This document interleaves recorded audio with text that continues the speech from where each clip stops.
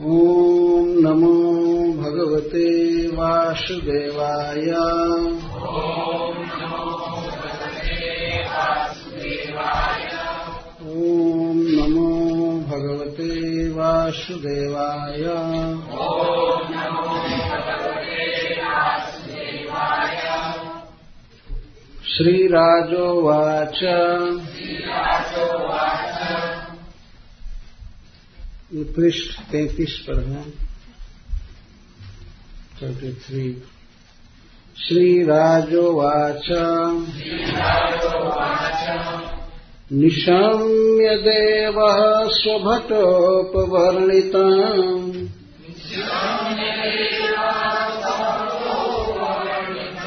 प्रत्याह किन्तानपि धर्मराजः।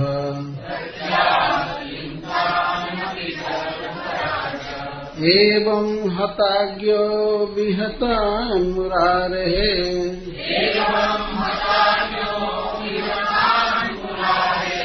नैदेशिकैर्यस्य वशे जनोऽयम्।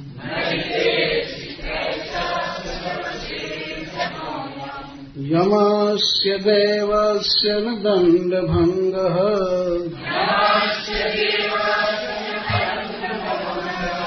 कुतश्च नरसे श्रुतपूर्वयासीत्। एतन्मुने वृश्चति लोकसंशयान्।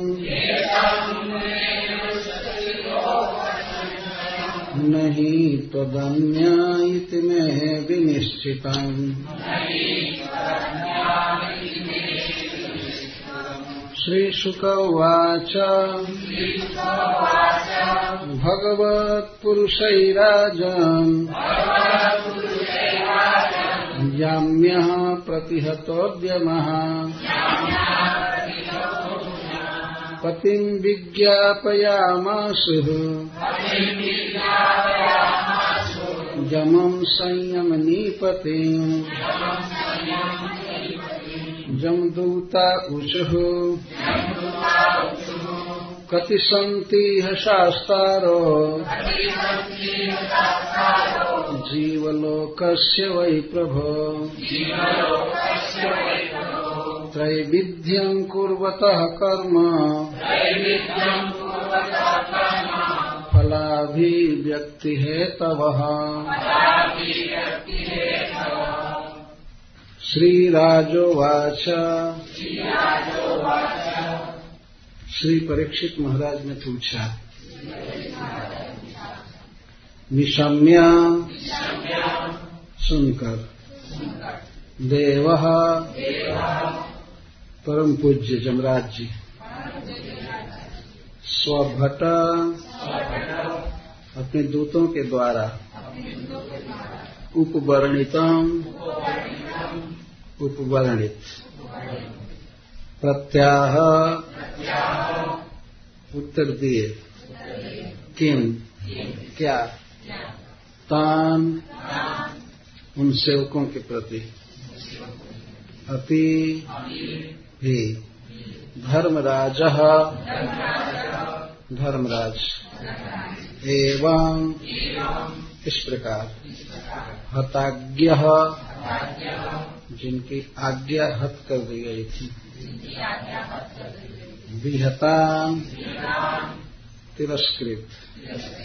मुरारे है भगवान श्री कृष्ण के।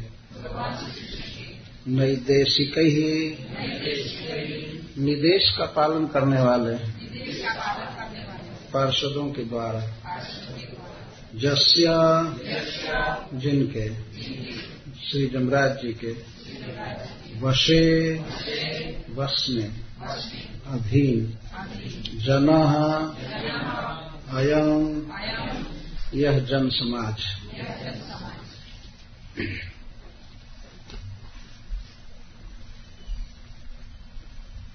श्री श्री गौरनिताय श्री सीताराम लक्ष्मण हनुमान जी और श्री श्रीनाथ जी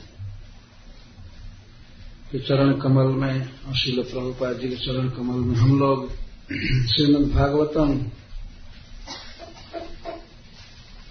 छठे स्कंध के 2 अध्यायों का आस्वादन किए थे और उस प्रसंग का कनेक्टेड अध्याय बाकी रह गया था, एक अध्याय।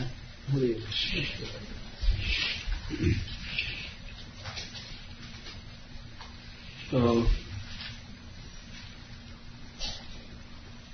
उस परिशिष्ट अध्याय का जो बचा रह गया है, इस संबंध में हम लोग इस बात 2 दिन में पूरा करेंगे। आप सब वैष्णवों को भूरी भूरी धन्यवाद और भगवान गौर निताई का आशीर्वाद आपको प्राप्त हो कि आप सुनने के लिए एकत्रित हुए। पिछली बातों को एक बार मन में ला देना चाहिए। महाराज परीक्षित ने पूछा था कि जीव से जान अनजान में पाप हो ही जाता है तो कैसे जीव बच सकता है। श्रील सुखदेव गोस्वामी ने कहा भक्ति से, और भक्ति तो बहुत दूर की बात है, नामाभास से भी जीव मुक्त हो जाता है। तो नाम संकीर्तन की महिमा बताने लगे कि नाम संकीर्तन ही सबसे श्रेष्ठ है। इस विषय में उन्होंने एक इतिहास सुनाया अजामिल का। बहुत बड़ा पापी था, लेकिन अपने पुत्र का नाम नारायण रखा था और बारंबार भगवान के नाम का उच्चारण अनजान में ही करता था। मृत्यु के समय भी भगवान के नाम का उच्चारण करने से भगवान के 4 पार्षद आए और जमराज के दूतों की भर्त्सना करके उन्हें भगा दिए और उस ब्राह्मण को जमपास काट कर मुक्त कर दिए। फिर वो गया हरिद्वार में और 15 वर्ष तक भगवान का जप किया, भक्ति किया, उसके बाद वैकुंठ चला गया। तो जब भगवान के पार्षदों ने मना किया जमदूतों को, तो उस समय जमदूत में और भगवान के पार्षदों में एक वार्ता हुई थी बड़े विस्तार के साथ। तो वे लोग परास्त हो गए, वो लोग चले गए। तो जाकर के जमराज जी से बोले। ये 25वें अध्याय पर 25वें पृष्ठ पर एक श्लोक है, 21वां श्लोक है। इति प्रत्युदितायाम्या दूता जात्वा जमान्तिकम् जमराज्ञे यथा सर्वम् आचचक्षुररिन्दम। सुखदेव गोस्वामी कहते हैं कि इस प्रकार जमराज जी के दूतगण जमराज जी के पास जाकर के सर्वम आचचक्षु, आचचक्षु का मतलब कथयामासु, कहे सर्वम, सब बात सुनाए, एक एक बात शुरू से अंत तक। सब में मतलब पूरा जितनी कथाएं उसके पहले हो चुकी हैं वो जाकर के सुनाए। लेकिन श्रील सुखदेव गोस्वामी यहाँ पर ये नहीं बोले कि श्री जमराज जी ने क्या कहा। अब ये अजामिल की कथा कहने लगे कि द्विजः पाशाद विनिर्मुक्त, वह ब्राह्मण जमपास से मुक्त होकर के भगवान के पार्षदों की वंदना करना चाहा लेकिन कर नहीं पाया, फिर बाद में भजन किया, वैकुंठ गया। ये सब वर्णन हो चुका है। तो अब महाराज परीक्षित उसी बात को पूछ रहे हैं कि निशम्य देव स्वभटोपवर्णितम प्रत्याह किम तानपि धर्मराज एवं हताग्यो विहतान मुरारे नैदेशिकर्य से वसे जन्म। एवं हताज्ञ धर्मराज, इस प्रकार से जमराज जी की आज्ञा विफल कर दी गई, लंघित हो गई, जिसके वश में सारा विश्व है, जो इस विश्व के ईश्वर है, नियामक हैं, ऐसे जमराज जी की आज्ञा विफल कर दी गई। मुरारे नैदेशिक, मुरारी के दूतों द्वारा। नैदेशिक का तथा निर्देश का पालन करने वाले, भगवान की आज्ञा का पालन करने वाले पार्षदों द्वारा श्री जमराज जी के आज्ञा की अवहेलना हुई, उनके दूत तिरस्कृत हुए, डांटे गए। तो एक प्रकार से धर्मराज भी तिरस्कृत ही हुए, उनकी आज्ञा हत हो गई। हताज्ञ, हता आज्ञा जस्य स हताज्ञ, जिसकी आज्ञा हत हो गई। तो धर्मराज स्वभटोप वर्णितम निशम्य तान प्रति किम आह, जब इस प्रकार जमराज जी की आज्ञा विफल हुई तो भगवान जमराज जी, धर्मराज जी अपने दूतों से क्या कहें कि आज के युग में ऐसा प्रश्न लगे जैसे बहुत अब तो कंट्रोवर्सी चालू होगी कि जमराज जी अब क्या करेंगे, भगवान की पार्षदों के प्रति कुछ एक्शन लेंगे, क्या करेंगे। वास्तव में यह अध्याय जो प्रारंभ किया जा रहा है, तो श्रीधर स्वामी जी लिखते हैं कि विष्णु दूत निर्णीतम शास्त्रार्थम यम दूते न दृढ़ितुम यम मुखे न दृढ़ितुम तृतीयारंभ। श्री विष्णु दूतों ने जो शास्त्र का अर्थ निश्चित किया था, भगवान की भक्ति की महिमा बताई थी, तो उसी शास्त्रार्थ को, शास्त्र के अर्थ को दृढ़ करने के लिए जमराज के मुख से कुछ कहलवाना चाहते हैं। यही देखिए परंपरा है। एक वैष्णव शास्त्र के वास्तविक अर्थ को व्यक्त कर रहा है तो दूसरे वैष्णव का कर्तव्य है कि उसको दृढ़ करे, उसको कट डाउन न करे। और यहां बहुत बड़ी बात आ गई कि अब जमराज जी क्या कहेंगे। तो जमराज भी तो 12 महाभागवतों में एक स्वयं भी है, तो पूर्ण रूप से भगवत नाम की भक्ति की महिमा जानते हैं, तो उनके मुख से भक्ति की महिमा कहलवानी है, क्योंकि वो बहुत बड़े अथॉरिटी हैं, बहुत बड़े प्रमाण हैं धर्मराज।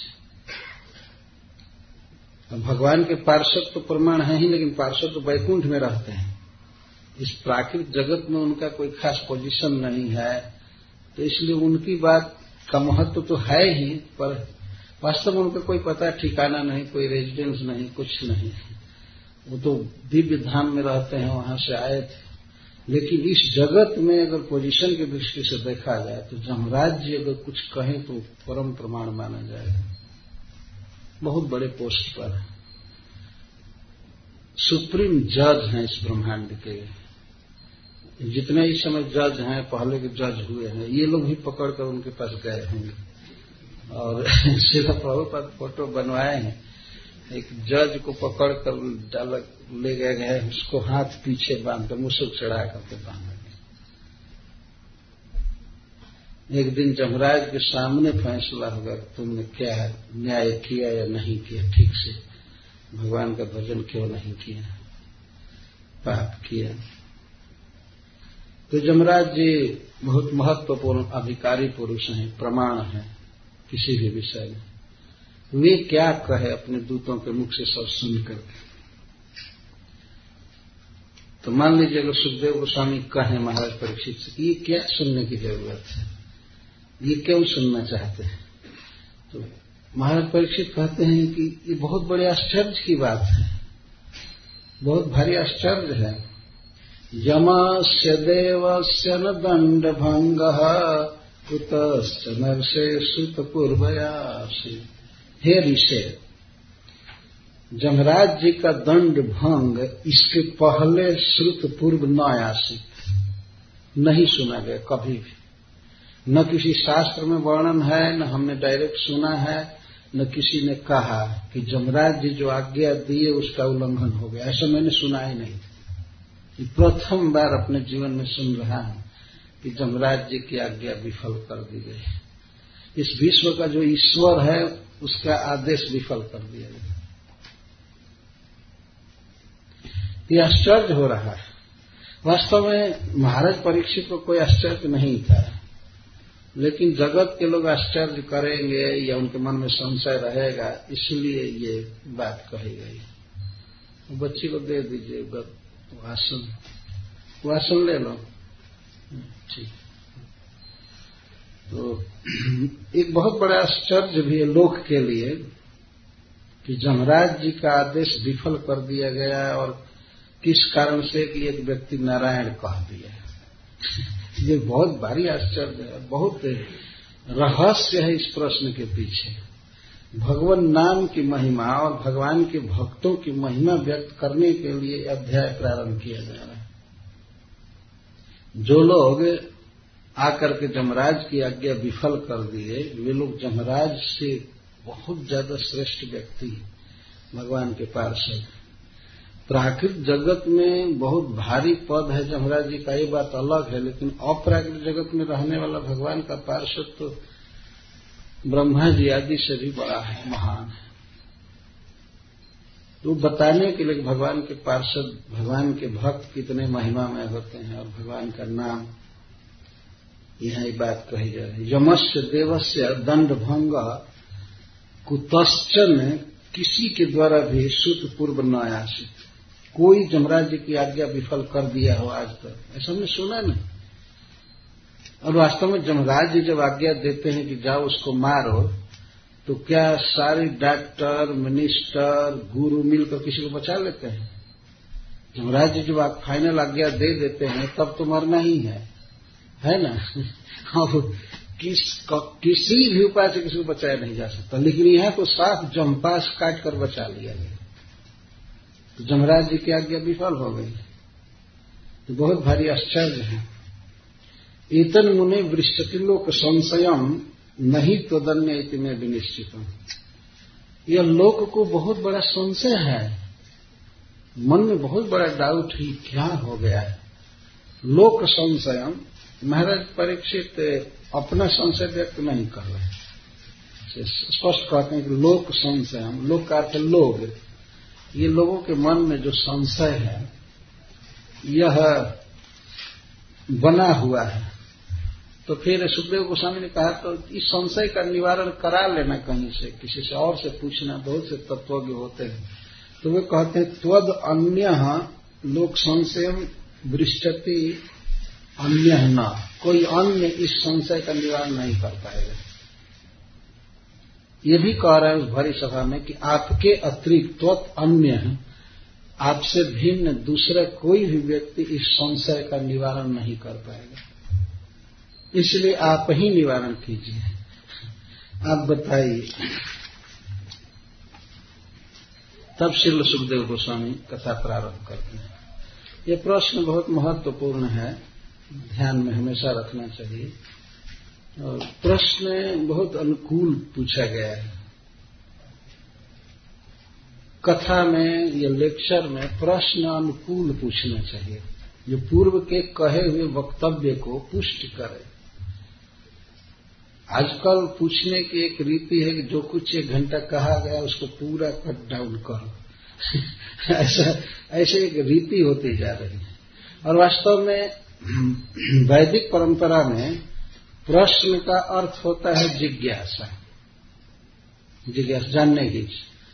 आज के युग में हो गया है प्रश्न मतलब हम जो सुने हैं उसमें ऑब्जेक्शन। प्रश्न का मतलब ये होता है, अगर प्रश्न नहीं किया गया तो इसका मतलब सारा एक्सेप्ट कर लिए। ठीक है, और प्रश्न कर दिए तो इसका मतलब हमको कुछ आपत्ति है। संशय है, संशय का निवारण तो होना ही चाहिए। जैसे महाराज परीक्षित कहते हैं कि ये लोक संशय है, लोगों का संशय है, डाउट। कुछ लोग उसमें बैठे थे, सिर कर रहे थे, आंख कर रहे थे कि क्या ये हुई थी घटना, ये नहीं हुई थी, क्या बात है। केवल नारायण नारायण कहने से और जमराज की आज्ञा खत्म हो जाए। तो महाराज परीक्षित ने देख लिया कि कुछ लोग नाक भौंसी कूद रहे हैं, उनको अच्छा नहीं लग रहा है। कितने ऐसे लोग समाज में होते हैं जिनको भगवान की नाम की महिमा पसंद नहीं पड़ती। अब उनको कहे कि भगवान का नाम लीजिए तो लेते नहीं है, भारी भारी कर्मकांड करने में उनकी आसक्ति होती है, देखा गया। तो लोक का संशय इस तरह से लोक के भाव भंगी से व्यक्त हो रहा था। तब श्री सुखदेव गोस्वामी कहते हैं भगवत पुरुषैराजन् जाम्यः प्रतिहतोद्यमः पतिं विज्ञापयामाशुर्यमं संयमनीपतिम्। हे राजन, भगवत पुरुष ही भगवान के पुरुषों द्वारा अर्थात भगवान के सेवकों द्वारा, पार्षदों द्वारा याम्या जमराज जी के दूतगण प्रतिहत उद्यम, उनका उद्यम हत कर दिया गया। अर्थात वे अजामिल को नरक नहीं ले जा सके और उनका जम्पास काट दिया गया। तो वे लोग सीधे संयमनीपुरी गए। संयमनीपुरी यमराज जी का जो नगर है, जहां पापियों को दंड देने का विधान बनता है, वो अलग है, नरक अलग है। जैसे ऑफिस अलग होता है और फैक्ट्री वगैरह अलग होती है, तो इस तरह से यमराज जी के पास हजारों लाखों सेवक हैं, और जो पापियों के पाप का लेखा जोखा अपने कंप्यूटर में रखते हैं, तो पूरा सब चीज। तो वहां से आदेश पारित होता है, और तब यमराज के दूत जाकर पकड़ करके उसको एक विशेष नरक में ले जाते हैं। यमराज जी से पापियों की भेंट नहीं होती है। इतने भाग्यशाली पापी नहीं जाकर यमराज जी का दर्शन करें। वो तो परम पावन, परम पवित्र, परम वैष्णव। तो ये लोग पहुंचे संयमनीपुरी में, नरक में नहीं गए। पहले लेकर के उसको नरक में जाना था, लेकिन वो तो छूट गया। अब ये लोग हताश होकर के सीधे आए यमराज जी के पास, और आपस में रास्ते में बात करते हुए आ रहे थे। विश्वनाथ चक्रवर्ती ठाकुर जी टीका लिखते हैं, क्या हो गया, हम लोग जिसके नौकर हैं उसकी आज्ञा की कोई परवाह नहीं कर रहा है। बताओ, यदि उन चारों को बुला करके यमराज पिटवाया नहीं या वध नहीं कराया, तो इस जुगनू की नौकरी हम नहीं करेंगे। बाप रे बाप, अगर हम लोग जबरदस्ती किए होते तो हमारे पत्नी या पुत्र आदि को यही खबर होता ना कि वे गए दुनिया से। मतलब वो मार दिए होते भगवान के पार्षद। अगर लोग फिर से छुए होते अजामिल को तो मार दिए गए होते। ये सब बहुत आक्रोश में है कि किस पोजीशन का है, इसका क्या पद है, क्या ईश्वरताई है। तब हम मानेंगे यमराज में शक्ति है कि उन चारों दुष्टों को पकड़ करके और पिटवाएं, क्योंकि वे लोग पापी का, एक गुंडे का पक्ष लिए, अजामिल को नरक नहीं जाने दिए। ये समाचार तो दुनिया के लोग सुनेंगे तो पापी लोग निर्भय हो जाएंगे, खुलकर ताप करेंगे। इसलिए पापी अब नरक में नहीं जा रहे हैं। पापियों को भी छुड़ाने वाले लोग इस दुनिया में हैं, पक्ष करने वाले। तो आपस में इस तरह बड़बड़ाते हुए जा रहे थे। सीधे गए संयमनीपुरी, जहां स्वामी जी थे। तो उनके ही सेवक थे, तक कोई रोका नहीं, लोग चले गए। स्पेशल काम है, स्पेशल पर्पस है, हम लोग मिलना चाहते। ठीक है, बहुत दुखी थे वे लोग। वहां गए, पति स्वामी थे, यमराज जी उनके पति हैं, पालक हैं, स्वामी हैं। तो अपने स्वामी के पास गए संयमनीपुरी में, और जा करके विज्ञापन किए, सीधे निवेदन किए। और दिन पहले भेंट हुई होगी तो शायद लोग प्रणाम भी किए होंगे, लेकिन आज तो इतना आक्रोश में थे कि ये भी भूल गए कि प्रणाम करना। सीधे जाकर के पूछे। आप देखेंगे कि इनके व्यवहार में प्रणाम करना वगैरह नहीं लिखा गया है। जब कोई आदमी दुखी होता है तो उस समय भूल जाता है शिष्टाचार। सीधा जाकर के पूछे, जमदूता उच्च कति संति शास्तारो जीवलोकस्य वै प्रभो त्रैविध्यम कुर्वतः कर्म फलाभिव्यक्ति हेतवः। इस संसार में मनुष्य 3 प्रकार के काम करते हैं, पाप करते हैं, पुण्य करते हैं, और कुछ लोग दोनों करते हैं। तो 3 प्रकार से जो कर्म होता है उसको फल देने वाले कति शास्त्रार संति। इस संसार में कितने स्वामी हैं पहले ये बताइए, कितने मालिक हैं।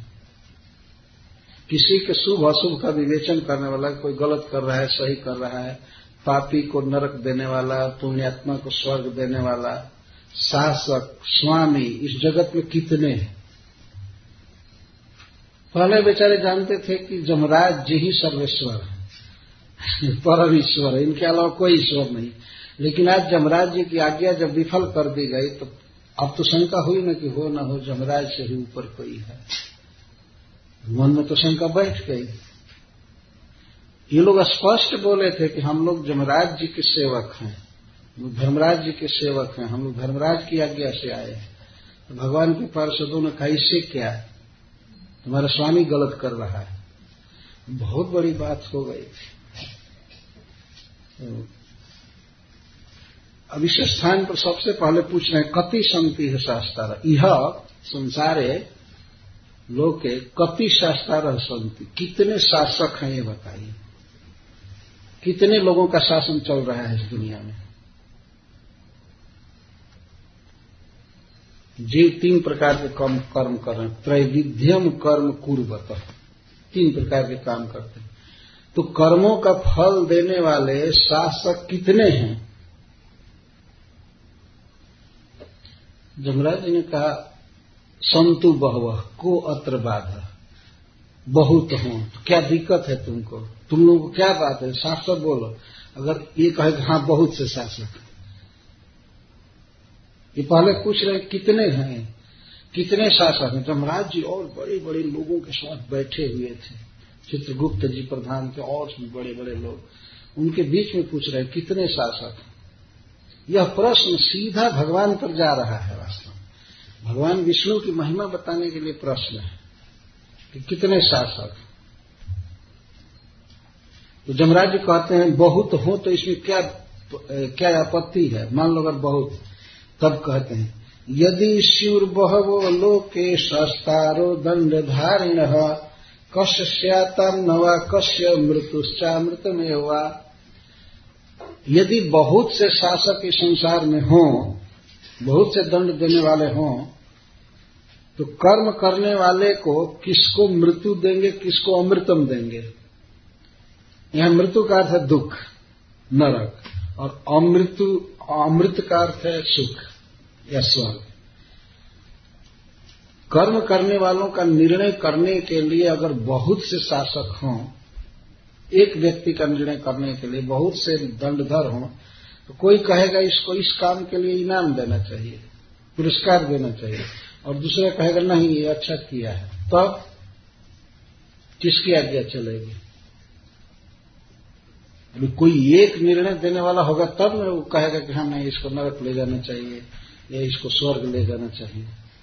कोई कहेगा इसको ये करना चाहिए, इसको ये करना चाहिए, ये करना चाहिए, तो अंततः तो निर्णायक एक होना चाहिए ना। जमराज चकित थे, आज इन लोगों को क्या हो गया है, ऐसा प्रश्न कभी नहीं किए थे। तो जमराज जी ने कहा कि कर्म करने वाले बहुत लोग हैं, तो बहुत लोगों को कर्म फल देने के लिए सुख या दुख बहुत शासक चाहिए। इस श्लोक में भी देखा जाता है बहुत से न्यायाधीश हैं, है ना, बहुत से न्यायाधीश हैं, लेकिन एक ही व्यक्ति को दंड या पुरस्कार देने के लिए बहुत लोग तो होते नहीं हैं, एक कोई होता है। तो जमराज जी ने कहा नहीं बहुत से लोग होते हैं। तब ये लोग तर्क करते हैं, किंतु शास्त्रित्व बहुत से साथ बहुना में है कर्मणाम शास्त्रित्व उपचारो ही जथा मंडलवर्तिना। ये कहते जैसे कोई चक्रवर्ती सम्राट होता है और चक्रवर्ती सम्राट के अधीन बहुत से राजा होते हैं, मंडलपति। मंडलपति मतलब मान लीजिए जिला का अध्यक्ष है या और सब है, राजा के अधीन बहुत से शासक होते हैं, उनको मंडलपति कहते हैं। छोटे छोटे मंडल के जिला आदि के मालिक, लेकिन उनकी जो मालकियत है वो उपचार मात्र है, अंततः उन्हें सुप्रीम जो मालिक है उसके अधीन रहना पड़ता है। तो जमराज जी ने कहा कि बहुत से शासक हो सकते हैं, तो ये कहते हैं कि अगर बहुत से शासक होंगे तो मुख्य शासक के अधीन उन्हें रहना होगा और उनका जो शास्त्रित्व है, उनका जो शासन है उपचार मात्र है, जो फॉर्मेलिटी होगी। तो हम तो ये जानते, अतः इसलिए जस्मादेवम शास्त्रित्वम बहुत्वम न घटते, हमारी दृष्टि में बहुत शासक नहीं होना चाहिए, एक सुप्रीम होना चाहिए। और इस कारण से अतः त्वमेको भूतानाम शेश्वराणाम अधीश्वर, हम तो ऐसा जानते हैं, आज तक यही जानते रहे कि आप ही समस्त जीवों के और उनके मालिकों के भी अधीश्वर। बहुत से मनुष्य हैं और मनुष्यों के भी बहुत से मालिक हैं, जैसे स्टेट के मालिक हैं या पूरे देश के मालिक हैं, लेकिन मालिकों के और अन्य सब मनुष्यों के आप ही एकमात्र अधीश्वर, एक अतस्त्वम एक भूतानाम शेश्वराणाम अधीश्वर। सभी ईश्वरों के, मालिकों के और जीवों के आप ही अधीश्वर हैं, आप ही शासक हैं और दंड देने वाले हैं। नृणाम शुभाशुभ विवेचना, कौन अच्छा किया है, कौन बुरा किया है, बुरे को बुरा फल देना, अच्छे को अच्छा फल देना, ये विवेचन करने के लिए आप हैं। हम लोगों की भी आयु बहुत हुई है, बहुत वर्षों से हम यही देखते आए हैं और यही सुनते आए हैं कि आप ही सबके मालिक हैं। तो क्या हो गया आज? अगर मानते हो कि मैं ही मालिक हूं, मैं ही ईश्वर हूं, तो आज क्यों प्रश्न कर रहे हो? तो कहते तस्य ते विहितो दंडो न लोके वर्तते अधुना, आपके द्वारा निश्चित किया हुआ दंड अब दुनिया में मान्य नहीं है। अब पता लगा लीजिए, आपकी आज्ञा अब चल नहीं रही है दुनिया में। तस्य ते विहितः दंड, आपके द्वारा निश्चित किया हुआ दंड लोके अधुना न वर्तते, इस समय लोक में नहीं माना जा रहा, नहीं माना जा रहा है। जमराज जी की आज्ञा नहीं मान रहा है लोग, नहीं। तो कहते जमराज जी कहाँ क्या घटना हुई, कहाँ से आज्ञा क्या अवहेलना हुई? चतुर्भी अद्भुत सिद्ध आज्ञा ते विप्रलंबिता, 4 अद्भुत सिद्धों के द्वारा आपकी आज्ञा विप्रलंबिता मतलब वंचिता, लंघिता हो गई। 4 अद्भुत सिद्ध आए थे, हम लोगों की दृष्टि में वे सिद्ध हैं, चमक रहे थे, बहुत सुंदर, कहीं उच्च लोक से आए थे। ये तो बेचारे जाने नहीं कि वो कहां से आए थे, देखे थे, दर्शन किए थे, इनका बहुत बड़ा भाग्य था भगवत पार्षदों का दर्शन। लेकिन ये बेचारे नहीं जानते थे कि वैकुंठ से आए हैं और भगवान के भेजे हुए आए। तो कहते हैं चतुर्भी मतलब 4 अद्भुत सिद्धि ते आज्ञा विप्रलंबिता, आपकी आज्ञा खंडित कर दी गई। क्या हुआ, कहाँ वो सिद्ध आए थे और कहाँ मेरी आज्ञा की अवहेलना हुई? तो कहते हैं उसी को कह रहे नियमानम तवादेशादस्माभिर्जात न गृहान व्यमोचयन पातकिनम छित्वा पाषाण प्रसह्यते। नियमानम पातकिनम, उस प्रसिद्ध पापी को हम लोग ला रहे थे, बांध चुके थे, पास उसके गले में बांध चुके थे। आपका पास जमराज जी पास देते हैं, उसको कोई काट नहीं सकता है, किसी में शक्ति नहीं, वो जम पास कहते। जैसे यहाँ पुलिस की रस्सी होती है, पुलिस लेकर के जाते हैं, अगर कोई रस्सी चुरा लिया या काट दिया तो उस पुलिस को भी दंड दिया जाएगा। ऐसा क्यों किए, क्यों नहीं रस्सी की रक्षा किए?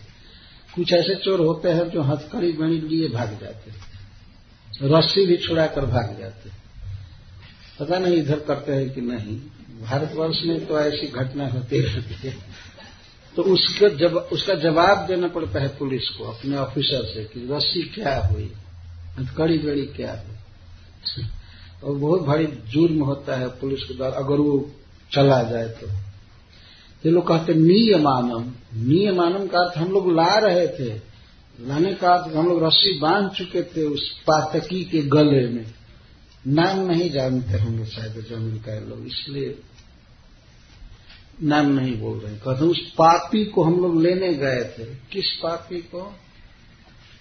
आप देखिए तारीख और टाइम जब भेजे थे तो उसका क्या नाम है, हमको नाम याद नहीं।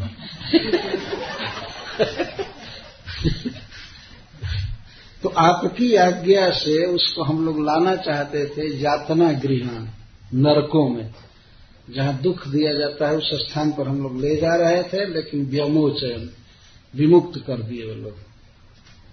पातकी, उस पापी को, पातकी को मुक्त कर दिए और रस्सी में बांध चुके थे। हाँ, बांध चुके थे, तब कैसे मुक्त किए?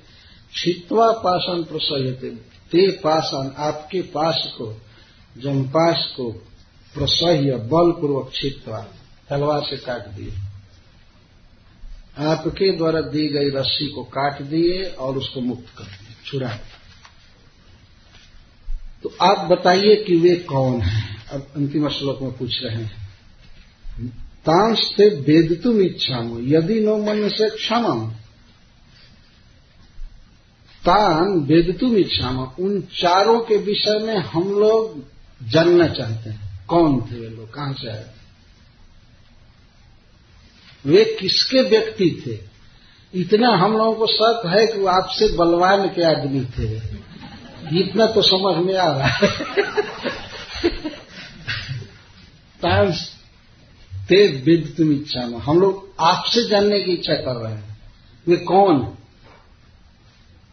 यदि नो मन से क्षमम, क्षमम का अर्थ है हित, यदि इस बात में आप हमारी भलाई देख रहे हो तो उन चारों के विषय में आप बताइए। बताकर क्या करेंगे, तो इनके कहने का अर्थ है हम लोग उन लोगों को जाकर पकड़ करके और भी जाएंगे, मतलब 10-20 दूत जाएंगे, हम चारों को पकड़ करके अच्छी पिटाई करेंगे और यहां हम लाएंगे। यहां आने के बाद आप दंड दीजिएगा।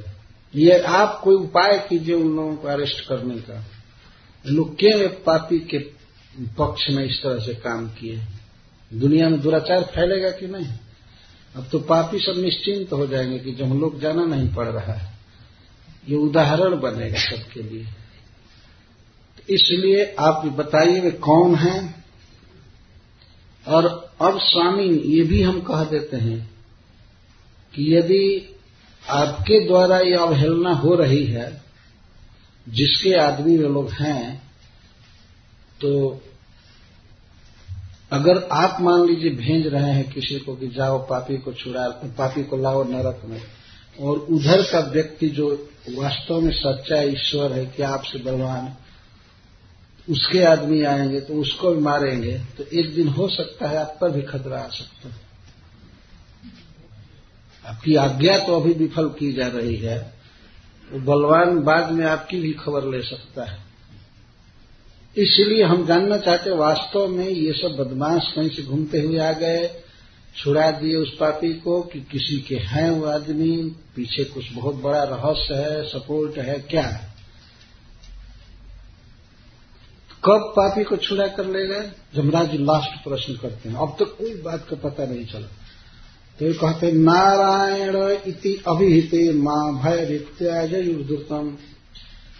वो नारायण बोला, नारायण जम ही बोला, इति अभिहित जिम ही वो बोला, उसी समय वे चारों सिद्ध आ गए और कहे मां भय मत करो, भय मत करो, डरो मत डरो। ये कह करके चारों आ गए। इतना सुनते हैं जमराज तुरंत समझ गए, इतना वो तो महाभागवत हैं, ब्रह्म तुरंत समझ गए थे, भगवत पार्षद आए। ये सुनकर के बहुत प्रसन्न हुए। जमराज जी को कोई दुख नहीं हुआ कि उनकी आज्ञा विफल हुई, वास्तव में उनकी आज्ञा का पालन हुआ। तो भगवान के द्वारा नियुक्त किए गए हैं पापियों को दंड देकर शुद्ध करने के लिए। फिर कोई व्यक्ति भगवान का नाम बोला मरते समय, ये तो बहुत अच्छी बात है, वो समझ गए। तो श्रील सुखदेव गोस्वामी कहते हैं कि बादरायणी रिवाज, बादरायण के पुत्र सुखदेव गोस्वामी बोले, इति देवः स्वया पृष्टः प्रजा संयमनो यमः प्रीतः स्वदूतान् प्रत्याह स्मरन् पादाम्बुजं हरेः। इस प्रकार बारंबार देवः कह रहे हैं सुखदेव गोस्वामी। देवः का अर्थ होता है परम पूज्य, परम श्रेष्ठ जमराज, जो प्रजा को संयम में रखते हैं, वास्तव में उन्हें दंड देकर के सतपथ पर लाने की चेष्टा करते हैं। इस प्रकार से जब जमदूतों ने उनसे कहा तो प्रीतः, भगवान जमराज जी प्रसन्न हो गए, खुश। पहले वो चकित थे कि क्या कह रहे हैं, क्या हो गया ऐसा, लेकिन नारायण कहने के बाद वो लोग आकर के बचा लिए थे, तो तुरंत समझ गए कि भगवत पार्षद आए थे और भगवान के भक्त को नाम उच्चारण करने वाले को बचा लिया। तो प्रीता, प्रीता का अर्थ जिनमें प्रीति आ गई हो, जिनका मन बहुत प्रसन्न हो गया। स्वदूतन प्रति आह, तो अपने दूतों से बोले, क्या कर रहे हैं, क्या सोचते हुए, हरे पादाम्बुजम स्मरण, भगवान हरि के चरण कमल का स्मरण करने लगे, भगवान की लीला का स्मरण करने लगे। जैसा कहा गया कि जमराज जी स्वयं ही महान भागवत पुरुष हैं, तो भगवान का स्मरण अपने आप आ गया। ओहो, भगवान कितना दयालु हैं और भगवान के नाम की कितनी शक्ति है, तथा भगवान के भक्त कितने सजग रहते हैं विष्णु भक्तों की रक्षा करने के लिए। ये सब बातें ध्यान में आ गई। तो श्रील सुखदेव गोस्वामी कहते हैं कि हरे पादाम्बुजम स्मरण, भगवान के चरण कमल का स्मरण आने लगा, वे प्रसन्न हुए और प्रसन्न मन से वे अपने दूतों के प्रति बोले। जमा उवाच परो मदन्य जगतस्तस्थुषश्च ओतम प्रोतम पटवज्जत्र विश्वम् जदंसतोस्य स्थिति जन्मनाशा नश्योतवज्जस्य वसे चलोकः। जमराज के दूतों ने पूछा था, उनके मन में संशय था, क्या कोई दूसरा ईश्वर है? उनके शब्दों का अर्थ यही था। जमराज जी सबसे पहले भगवान की भगवत्ता को बोल रहे। मदन्यः जगतः तस्सुश्च परः, इसका अर्थ है कि मत्तः अन्यः, मदन्यः मेरे से भिन्न, मत अन्य मैं नहीं, मुझसे भिन्न, जगत जंगम चरकार अचरकार पर अधीश्वर अस्ति, मेरे से भिन्न एक व्यक्ति हैं जो चर और अचर समस्त जीवों के अधीश्वर हैं, परहकार के अधीश्वर। जो श्रीधर स्वामी जी भागवत के प्रथम स्कंद के प्रथम अध्याय के प्रथम श्लोक में परहकार परमेश्वर किए। सत्यम परम धीमहि, परम सत्य का ध्यान करते हैं तो परम का अर्थ करते हैं परमेश्वरम, यह परहकार के ईश्वर, मद अन्य ईश्वर, मेरे अलावा दूसरा ईश्वर है, मैं ईश्वर नहीं हूं। और वह ईश्वर जंगम और स्थावर सबका ईश्वर है। स्थावर तो जैसे वृक्ष है, पर्वत आदि हैं, स्थावर हैं, एक जगह रहते हैं। और जंगम जैसे देवता लोग, मनुष्य या पशु पक्षी, ये सब जंगम चलने वाले। तो जमराज जी के कहने का आशय है कि एक दूसरा ईश्वर है, वास्तविक ईश्वर, परम ईश्वर, जो चर अचर जंगम और स्थावर सभी प्राणियों के ईश्वर।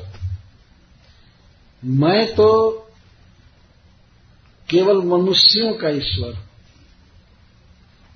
और मनुष्यों में भी पापियों का ईश्वर हूं, और का नहीं। मेरा सीमित, बहुत सीमित क्षेत्र है। इस तरह से पूछा जा रहा है तो श्री जमराज जी भगवान का स्पष्ट वर्णन कर रहे हैं।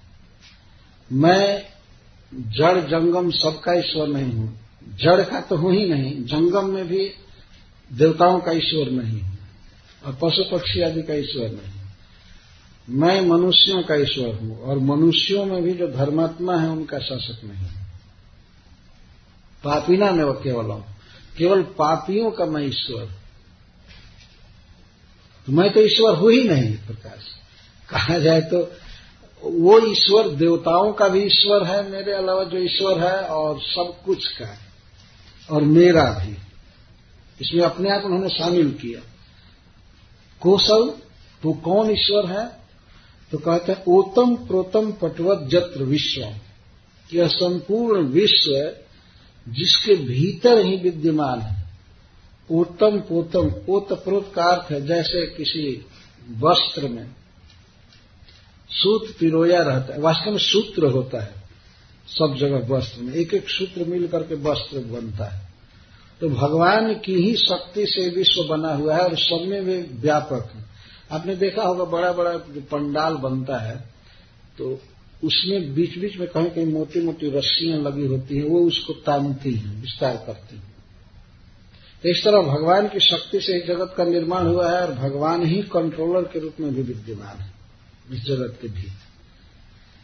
इसको कहते ओतम प्रोतम पटवत जत्र विश्व, जत्र जस्मिन भगवती, उस परमेश्वर में यह विश्व सूत्र की तरह गूथा हुआ है। और जदंशतः, जिनके अंश से, अर्थात ब्रह्मा विष्णु और शिव आदि से इस जगत की सृष्टि, पालन और प्रलय होता है।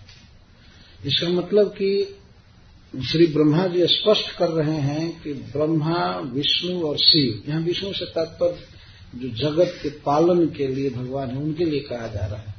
जैसे विष्णु का अर्थ तो स्वयं भगवान भी हुआ।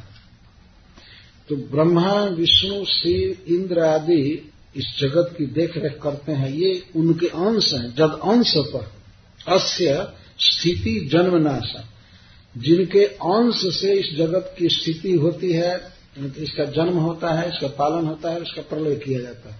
नश्यत वजस बसे चलोगा, और सारा ब्रह्मांड जो भी है, सारे जीव, ब्रह्मा, शिव आदि और इंद्र आदि जितने जीव हैं सब भगवान के बस में उसी तरह से हैं जैसे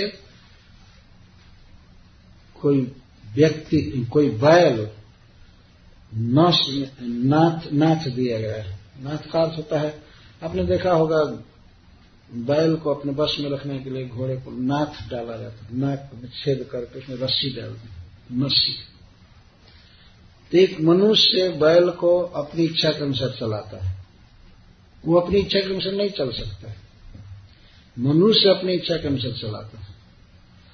तो वास्तव में भगवान उसी तरह से सबको अपने बस में रखे हैं, जैसे किसी बैल के नाक में नथ डाल करके उसे बस में रखा है, सभी उसके बस में।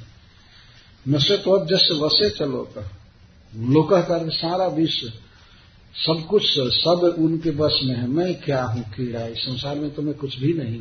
जमराज जी कहने का सही है। अरे जब ब्रह्मा शिव आदि उनके अधीन हैं, उनकी आज्ञा के अनुसार सृष्टि आदि कर रहे हैं, तो मैं तो कुछ भी नहीं। मैं तो उनकी आज्ञा में रह करके पापी प्राणियों को नरक में डालता हूं उनको शुद्ध करने के लिए। मैं कुछ भी नहीं हूं, मैं ईश्वर बिल्कुल नहीं। पहले ईश्वर का पूरा पूरा परिचय देने के पहले जमराज जी अपना स्पष्ट कर रहे हैं पद कि मैं ईश्वर नहीं। किसी व्यक्ति को जो अपने शिष्यों को, अपने पुत्रों को या अपनी प्रजा को उपदेश कर रहा है, तो उसे ये बात पहले कहनी चाहिए कि मैं कुछ नहीं हूं, मैं भगवान का दास हूं। ऐसा हौज पौज न बनाए कि वो लोग कहना चालू करें कि ये तो साक्षात भगवान है, ऐसे कहते हैं। एक बार एक व्यक्ति से पूछा गया, सच्ची घटना है, कि आप भगवान हैं। एक शिष्य पूछा कि आप भगवान हैं, तो गुरु बोला कि तुमको क्या लगता है, व्हाट इज योर रियलाइजेशन। तो वो पूछता है कि मैं तो आपको साक्षात गॉड के रूप में देख रहा हूं, मुझे तो लगता है कि आप साक्षात भगवान हैं। तो गुरु जी कहते हैं your realization is a fact. जो शिष्य सोच रहा है बस वही पक्का है, पक्का है। तो ऐसे है जैसे कुत्ता को देख कर कोई कहे कि यह हाथी है, तो इसका मतलब शिष्य के पीछे चल रहे हो। मैं अपनी स्थिति को बताना चाहिए ना कि मैं एक जीव हूं, भगवान का दास हूं, मैं उनकी आज्ञा से सेवा कर रहा हूं। ऐसे अब गुरु ये इस प्रकार से नहीं कह सकता कि हाँ मैं भगवान का अंश हूं, भगवान की शक्ति मेरे भीतर है, मैं दुनिया का उद्धार कर सकता हूं, ऐसा नहीं कह सकता। यहां पर जमराज जी कितना दीन भाव से कह रहे हैं, मैं कुछ भी नहीं हूं बेटा, मैं तो भगवान की आज्ञा से कुछ कार्य कर रहा हूं, वो तो दूसरे ईश्वर क्लियर बोल रहे हैं। वास्तव में 2 ही दिन कथा कहनी है, इसलिए मैं श्लोकों को बहुत ज्यादा व्याख्यायित नहीं कर रहा हूं, आगे बढ़ रहा हूं। लेकिन जमराज जी की बातों का आस्वादन करना चाहिए। कहते हैं कि सारे विश्व की उत्पत्ति, स्थिति और प्रलय अर्थात जन्म देना, मेंटेन करना और विनाश करना उनके अंश के द्वारा होता है। जद अंशतः ब्रह्मा शिव आदि के द्वारा होता है, और उसमें सारा विश्व व्याप्त है, सब जगह व्याप्त है, सब कुछ उनके अधीन है। और आगे कहते हैं कि जो लोग महान हैं, पापी नहीं है मनुष्यों में या देवताओं में, वे सब भी भगवान के अधीन ही हैं। यो नाम भीर्वाचि जनम निजायाम बध्नाति कंत्यामिव दाम भीर्गः जस्मै बलिंत इमे नाम कर्म निबंधबद्धाश्च किताबहन्ति। वहन्ति का अर्थ जद अधीना कर्म कुर्वन्ति।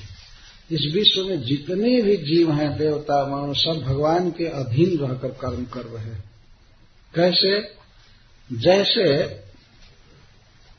दावरी में बैल बंधे रहते हैं। आप लोगों ने देखा होगा भारतवर्ष में कई बैलों को एक जगह बांध करके और फसल के ऊपर घुमाया जाता है, गेहूं के ऊपर। अब तो थ्रेशर क्या हो गया, अब तो दूसरा यंत्र हो गया गेहूं काटने के लिए। पहले सब देखा हुआ है, हम लोगों ने तो कई बार हाँका भी है बैलों को, इसलिए पूरा ज्ञान इसका है। तो एक बड़ी रस्सी होती है जो 5-6 बैलों को बांधने के लिए होती है, और उसमें से छोटी छोटी रस्सी निकली रहती है, उस मोटी रस्सी में से उसमें बैल बंधा रहता है। बैल बंधा रहता है, कभी कभी वो नथ के द्वारा भी उसका कनेक्शन रहता है। तो वो ऐसे बस में घूमते हैं, या हल में चलते हैं, या और भी काम में चलते हैं, चलाने वाले के अधीन में चारे रहते हैं। तो यहाँ कहते यो नाम भीर वाची निज जन्म निजा। वाची का अर्थ वचन में, अपने वेद वाणी में। वेद एक मोटी रस्सी है और उस रस्सी से अनेक रस्सियां निकली हैं। ये क्या है? तंत्र्यामिव, कई नाम से बांधते हैं। ब्राह्मण, क्षत्रिय, वैश्य, शूद्र। इस संसार में जो भी नाम आया है भगवान ने नाम दिया है। जिस व्यक्ति का ये नाम है, ये नाम है, वो नाम है, तो अपने वेद वाणी में भगवान ने बांधा है सबको विविध नाम से, रूप से। और ये सब उसी चकित होकर के, अर्थात आश्चर्य से भगवान की ही आज्ञा के अधीन कर्म करते रहते। चकिता वहन, सब बंधे हुए हैं भगवान की आज्ञा से। तो मैं भी बेटा इसी तरह से बंधा हूं, भगवान की आज्ञा में रह करके मैं पापियों को दंड देता हूं। और भगवान की लीला दुर्विभाग्य है, अचिंत है, जल्दी समझ में नहीं आती है। तो विश्व के सबसे बड़े लोगों का नाम रख रहे हैं जमराज। मैं ही नहीं, सबके लिए भगवान की लीला अद्भुत है। अहम महेन्द्रो निवृत्ति प्रचेतः सोमोऽग्निरीशः पवनो विंशः आदित्य विश्वे वसवोऽथ साध्या रुद्रगणा ससिद्धा अन्ये च ये विश्वसृजो मरेशा भृग्वादयो स्पृष्टरजस्तमस्कः यस्य हितं विदुः स्पृष्टमायः सत्त्वप्रधाना अपि किं ततः। तो इस ब्रह्मांड के सबसे श्रेष्ठ लोगों का नाम श्री जमराज जी रख रहे हैं। ये भी भगवान के इच्छा को, चेष्टा को नहीं समझ पाते हैं। भगवान की लीला जानना बहुत कठिन है। और दूसरे की तो बात क्या है, जिनका नाम रख रहे हैं ये सभी नहीं जानते। सबसे पहले अपना नाम रख रहे हैं। अपना नाम यहाँ पर पहले रखने का क्या मतलब है? शिव जी और ब्रह्मा जी से भी पहले अपना नाम रख रहे हैं। ऐसे कहते हैं, मैं इंद्र, निवृत्ति, वरुण देव, चंद्रमा, अग्निदेव, भगवान शिव, पवन वायु देवता, विरिंच ब्रह्मा जी, और रुद्रगण और सारे सिद्धगण, और भी जो विश्व की सृष्टि करने वाले हैं, देवताओं में जो श्रेष्ठ हैं या भृगु आदि मुनि हैं, जो रजोगुण और तमोगुण को नहीं छू सके। रजोगुण तमोगुण में जो नहीं है, सत्व प्रधान, सत्वगुण में रहते हैं, ये लोग भी भगवान की माया को नहीं जानते हैं। तो फिर स्पृष्ट माया, जो लोग माया के द्वारा ग्रस्त हैं, जिनको माया छुई है, ततः क्यों अन्य, तो अन्य लोग क्या जान पाएंगे भगवान को? क्या जान पाएंगे? तुम लोग नहीं जानते हो भगवान को, तो यह कोई आश्चर्य नहीं है। क्योंकि जब ब्रह्मा जी आदि को भी मालूम ही नहीं है खूब अच्छी तरह से भगवान के रूप गुण लीला, तो तुम लोग क्या जानोगे, मैं भी नहीं जानता हूं पूरा पूरा, भगवान की आज्ञा में रहता हूं। तो सबसे पहले जमराज जी अपना नाम ले रहे हैं। इसका कारण यह है कि जमराज के जो दूत हैं वो जमराज जी को ही सबसे श्रेष्ठ मानते हैं, अतः उन पर प्रभाव डालने के लिए कि हमारी बात का असर इन पर बहुत अधिक होगा, इसलिए पहले अपना नाम रख रहे हैं। मैं महेंद्र, महेंद्र का अर्थ है इंद्र भगवान, और निर्ऋति, निर्ऋति ही एक देवता का नाम है। प्रचेता वरुण देव को कहते हैं। सोम चंद्रमा, अग्नि अग्निदेव, ईश भगवान शिव, पवन वायु देवता, वीरिंची ब्रह्मा जी, और आदित्य विश्व माता अदिति के पुत्रगण और विश्वदेव, ये देवताओं की जाति, अथवा सूर्य और विश्व देवता। बसव 8 वसु, साध्यगण, 49 मरुदगण, ये सब सबसे श्रेष्ठ श्रेष्ठ देवता हैं। रुद्रगण, ससिद्ध, सिद्धों के साथ 11 रुद्रगण, और अन्य भी विश्व सृजा, जो विश्व की सृष्टि करने वाले हैं। प्रजापतिगण, अमरेशा, देवताओं में जो श्रेष्ठ हैं, और मुनियों में जैसे भृगु आदि, ये सब अस्पृष्ट रजस तमस का। इन्होंने कभी रजोगुण और तमोगुण का स्पर्श नहीं किया, इतना शुद्ध। ये सबके लिए बात बताई जा रही, शुद्ध में रहने वाले। जस इहितम न विदु, भगवान के चेष्टा को या अभिप्राय को, प्लान को ये लोग नहीं जान पाते। तो स्पृष्ट माया सत्व प्रधान आपकी कीमत तो नहीं, इस सत्व प्रधान ऊपर से लेना पड़ेगा। अथवा कुछ लोग ऐसे हैं जो जिनको माया छुई है रजोगुण और तमोगुण, और सत्वगुण है प्रधान। कुछ लोगों में तो बिल्कुल माया का प्रवेश नहीं है, रजोगुण तमोगुण उनको छुआ नहीं है, और कुछ लोगों को छुआ है फिर भी सत्वगुण प्रधान है, तो वे भी नहीं जानते हैं। तो फिर ततः अन्य किम, अब इन लोगों से भिन्न ये मनुष्य क्या जानेंगे भगवान को, जब देवताओं को भी इस तरह से ज्ञान नहीं है भगवान का अभिप्राय का, चेष्टा का, तो अन्य लोग क्या जानेंगे। आगे वो कहते क्यों नहीं भगवान को जानते हैं, क्यों नहीं उस ईश्वर को जानते हैं, तो कारण बता रहे हैं। यम वै न गोभिर्मनसा शुभिर्वा हृदय गिरा वा शुभितो विचक्षते आत्मानमन्तर्हृदि सन्तमात्मन् चक्षुर्यथैवाकृतयस्ततः। क्यों नहीं भगवान को जान पाते हैं। मान लीजिए जमराज के दूत जिज्ञासा करें जमराज से कि ये बड़े बड़े देवता ऋषि जन, शुद्ध रहने वाले, सतगुण प्रधान, ये लोग क्यों नहीं जान पाते हैं भगवान को, क्या कठिनाई है। तब जमराज जी वर्णन करते हैं कि जम्वई न गोभीर मनसा सुधीरवा हृदय गिरा वा सुभृतो विचक्षते। यम जिनको, परमेश्वर को, गोभी इंद्रियों से अर्थात आंख से, कान से देख नहीं पाते, इंद्रियों से, मन से, अशुभि प्राणों से, हृदय चित्त द्वारा, गिरा वाणी द्वारा, अशुभृत शरीरधारी प्राणधारी जीव न विचक्षते। विचक्षते का अर्थ पश्यंती, न पश्यंती, नहीं समझ पाते। वास्तव में बहुत भारी आश्चर्य की बात यह है कि विश्व को भगवान बना रहे हैं, चला रहे हैं, सबके भीतर भी स्थित हैं, फिर भी लोग भगवान को नहीं जाने।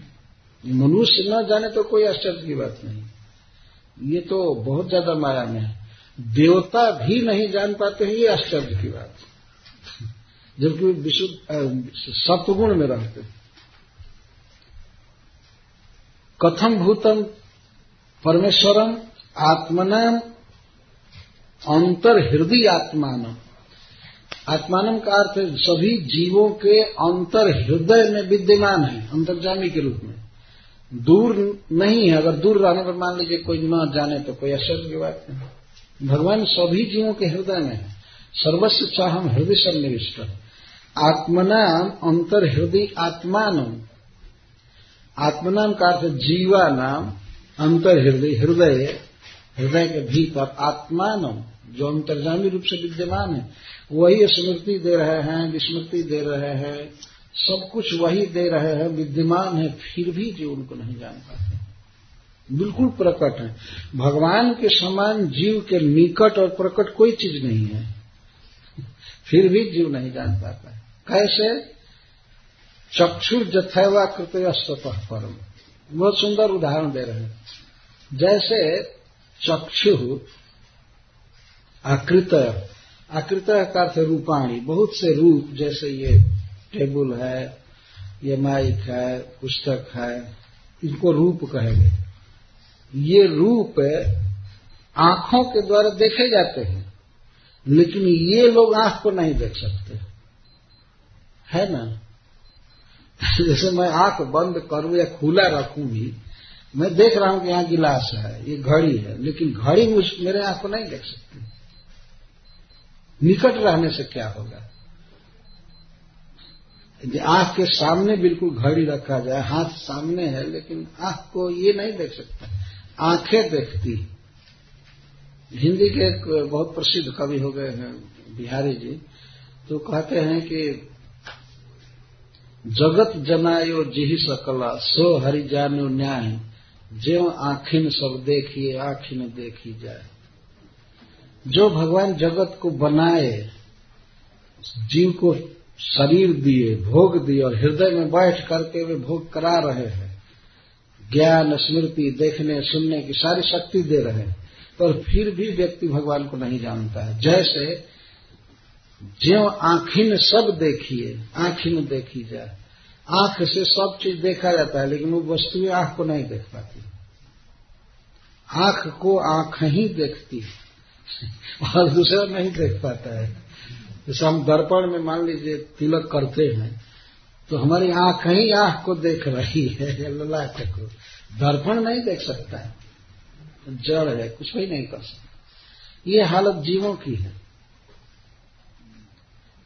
भगवान कण कण में विद्यमान है, सबके भीतर है, बिल्कुल प्रकट है, लेकिन फिर भी प्रकट रहने से क्या है?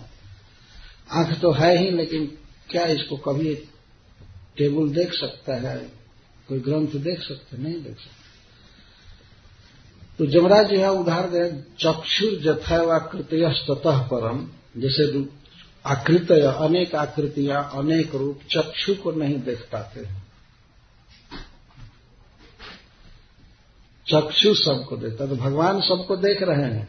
भगवान हम लोगों के सारे कर्मों को देख रहे हैं और अनादि काल से साथ में है, पर हम अटकलबाजी करते हैं, भगवान निराकार है, भगवान ऐसा है तो ऐसा है। क्या बेवकूफी है, बहुत भारी अज्ञान में है मनुष्य समाज। तो जमराज जी अपने दूतों को समझा रहे हैं। जो लोग जब प्रश्न किए तो उस समय सारे ऑफिस के काम बंद कर दिए गए थे। बहुत वो अनाउंस करके सब किया गया कि आज कुछ कंप्लेन आया है, जमराज जी की आज्ञा विफल हो गई है, तो बहुत भारी घटना है ना। कुछ सरकार बदलेगी, क्या होगा कुछ पता नहीं, उनकी आज्ञा, उनका शासन चल ही नहीं रहा है। बहुत हंगामा हो गया उस दिन। तब जमराज जी प्रवचन कर रहे हैं। तो यमराज के दूतों ने समझा, ठीक है, ये हम मानते हैं कि आपसे बड़ा कोई दूसरा ईश्वर है, हमारे समझ में आ गया, लेकिन वो चारों कौन है, उनको क्यों नहीं बता रहे हैं? जो हम लोगों की भर्त्सना करके, गाली दे करके उस पापी को बचा दी, वो कौन है? ये तो समझ में आ गया परम ईश्वर, तो उनको बताइए। तब कहते रहे, उसी के तो ये आदमी थे जिनका मैं वर्णन कर रहा हूं, परम ईश्वर भगवान, उनके ही वे जन्म। इस तरह से परिचय दे रहे। तस्यात्मतंत्रस्य हरेरधीशितुः परस्य मायाधिपतेर् महात्मनः प्रायेण दूता इह वै मनोहरः चरन्ति तद्रूप गुणः स्वाहा। ये 2 श्लोकों में भगवान के भक्तों का, पार्षदों का वर्णन कर रहे हैं जमराज जी। तस्य का जिनका वर्णन मैं किया, जो परम ईश्वर है, सबके भीतर है, सबको सब कुछ देते हैं, तस्य उनके दूता मनोहरा यह चरण थे। भगवान के पार्षद इस जगत में आते रहते, घूमते रहते हैं।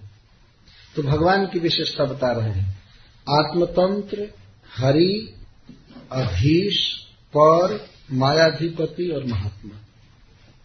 ये भगवान के गुण हैं। आधे श्लोक में भगवान आत्मतंत्र है। आत्मतंत्र का अर्थ है स्वतंत्र। स्वतंत्र का अर्थ है जो कभी किसी पर आश्रित नहीं है, किसी भी बात के लिए, उसको स्वतंत्र कहते हैं। किसी भी बात के लिए इस संसार में एक व्यक्ति खोज करके लाइए जो स्वतंत्र हो, उसको दूसरे की जरूरत नहीं है। कपड़े के लिए दूसरे की जरूरत पड़ेगी, भोजन के लिए, सब कुछ के लिए हम लोग दूसरे पर आश्रित।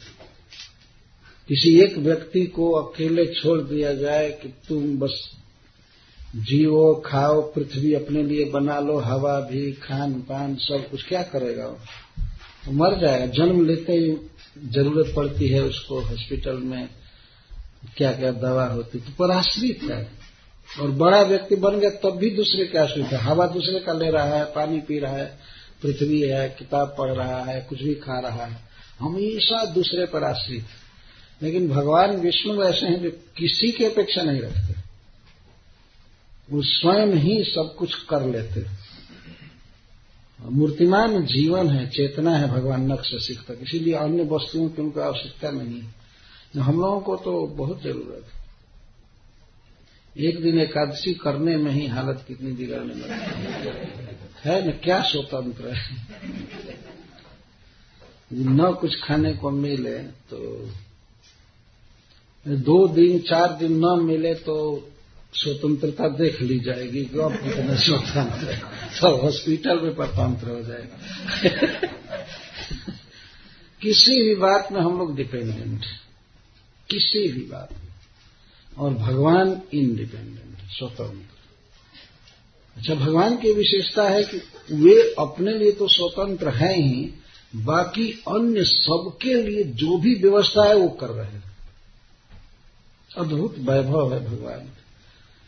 सभी के जीवन की आवश्यकता की पूर्ति भगवान कर रहे हैं। शरीर दिए हैं और शरीर से भोगने के लिए अनेक वस्तुएं दिए हैं, अनेक वस्तुएं स्थान दिए हैं।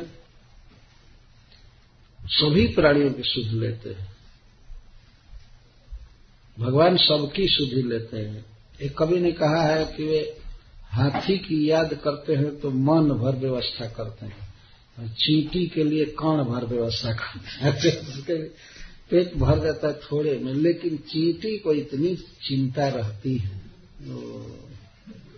छोटा सा पेट है, एक कण चीनी का पर्याप्त है, लेकिन वो हमेशा ढोने में लगे रहते हैं, लाइन के लाइन, यहाँ से वहाँ, यहाँ से वहाँ ढोने में लगे रहते हैं। थोड़ा सा पानी बिल में भर जाए, वो सारा समाप्त हो गया, योजना सारी खत्म हो जाए। हाथी को मन भर देते हैं, एक मन 37-38 किलो का होता है, हाथी उतना खाता है। भगवान सबको दे रहे हैं, उसको बड़ा भोजन देते हैं, छोटे को छोटा देते हैं। दुनिया में कितना कपड़ा चाहिए, कितना अन्न चाहिए, कितना पानी चाहिए, कितना दूध, कितनी दवाई, सब प्रोड्यूस हो रहा है। वास्तव में भगवान की ही शक्तियों को रूपांतरित किया जा रहा है। दवा डॉक्टर कोई अपने पेट से नहीं निकालता है, भगवान के द्वारा बनाए हुए इंग्रेडिएंट्स से ही दवा बनती है, चाहे कुछ भी है। तो ये सारी व्यवस्था भोजन की, कपड़ा की, जूता की, दवाई की, घर की और सो मैनी परफार्नालिया की जितनी व्यवस्था है सब ईश्वर के द्वारा हो रही है।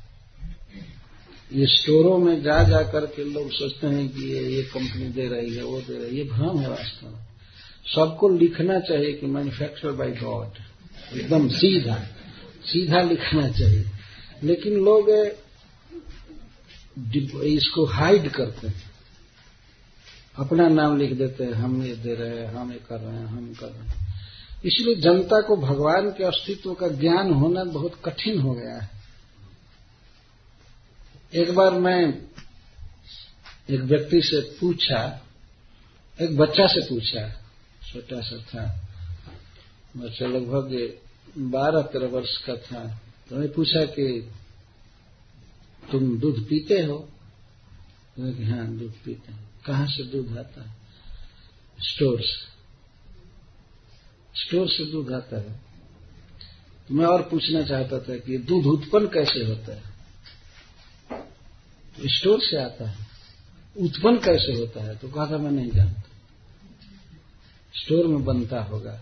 वो कहा उसको ये पता नहीं है कि ये दूध काऊ से आता है, गाय से आता है। बेचारा गाय दूहते हुए देखा नहीं कभी। ये आधुनिक शिक्षा की बहुत दुर्व्यवस्था है। भगवान के महत्व को छिपाया जा रहा है, इग्नोर किया जा रहा है। गाय दूहते हुए बच्चों को दिखाया जाए कि ऐसे गाय दूही जाती, गाय से दूध निकल रहा है और ये अन्न जो है वो भूमि से निकल रहा है, कपास या प्लास्टिक जो भी है भूमि से निकल रहा है। तब ज्ञान होगा कि सब कुछ के दाता भगवान है, धरती से आ रहा है। लेकिन गाय कार लेकर के स्टोर से खरीद कर लाए, कुछ ज्ञान ही नहीं है कि कहाँ से मिला, कौन दिया, क्या किया। इसकी जरूरत है। जमराज जी आज महसूस कर रहे हैं कि इन दूतों को पहले ही प्रवचन सुनाना चाहिए था। उनको अफसोस हो रहा है, अपनी प्रजा को सबसे पहले भगवान के विषय में ज्ञान देना चाहिए। जो नहीं दे पाए थे इसका उनको अफसोस है। बाद में वो माफी मांगे भगवान से, भगवान क्षमा करें, हमारे आदमी के द्वारा गलती हुई है, भक्त के गले में रस्सी बांधा गया, मेरा बहुत बड़ा अपराध है। लेकिन बेचारे अज्ञ थे, मालूम नहीं था, कृपया क्षमा करें। वो क्षमा मांगते हैं अपने ऑफिस से। तो यहां भगवान का वर्णन कर रहे हैं। आत्मतंत्र, भगवान पूर्ण है, आत्मनिर्भर है, किसी भी विषय में हरे है और हरि है, शरणागत के दुख को हर लेते हैं। यहाँ ये मुख्य है, हरि परम सुंदर हैं और अपने शरण में आए हुए, यहाँ तक जिन किन प्रकार नाम का उच्चारण करने पर, स्मरण करने पर भगवान अपने स्मरण करने वाले, नामोच्चारण करने वाले के दुख को हर लेते हैं। अधीशितु, और सबके कंट्रोलर, सभी उनके वश में, कोई उनसे बाहर नहीं। जगत की उत्पत्ति स्थिति प्रलय करते, परस्य और माया से परे हैं, दिव्य।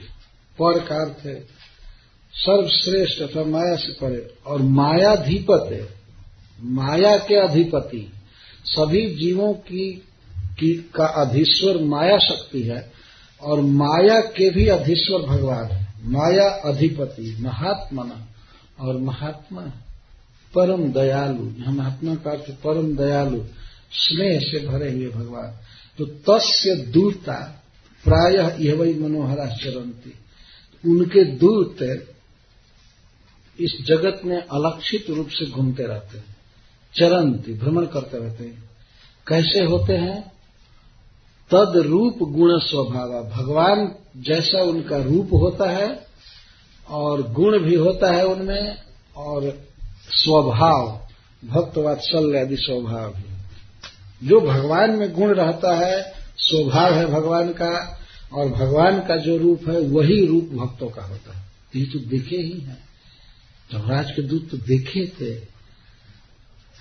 तो एक प्रकार से जमराज ने वर्णन कर दिया कि भगवान का रूप वैसा ही है जैसा तुम लोगों ने देख कर आया, उनके भक्तों का रूप। ये भगवान के भक्त थे, पार्षद। भगवान 4 भुजा में रहते हैं, 4 भुजा वाले हैं, तो वे 4 भुजा वाले भक्त भी रहते हैं। ये सांवले हैं, वो भी सांवले हैं। वैसा ही अलंकार वस्त्र सब पहनते हैं। भगवान जैसे कृपालु हैं जीवों के प्रति, वैसे दयालु होते हैं, वही उनका स्वभाव होता है। और गुण का अर्थ प्रभाव, भगवान जैसे तेजस्वी सुंदर वे होते हैं। वास्तव में भगवान के धाम में, भगवान के पार्षदों में और भगवान में बहुत डिफरेंस नहीं है इस विषय में। वैसे तो भगवान भगवान है, लेकिन रूप, वैभव और जो कुछ भी है, दया आदि, वो भक्तों में ज्यों करते हैं रहता है भगवान जैसे।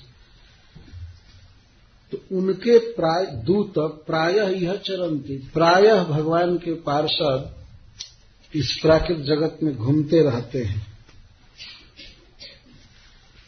अच्छा, ये बात समझ में आई जब दूतों के, तो दूसरा ईश्वर है और उसके जन आए थे, तब तो कोई आश्चर्य की बात नहीं है।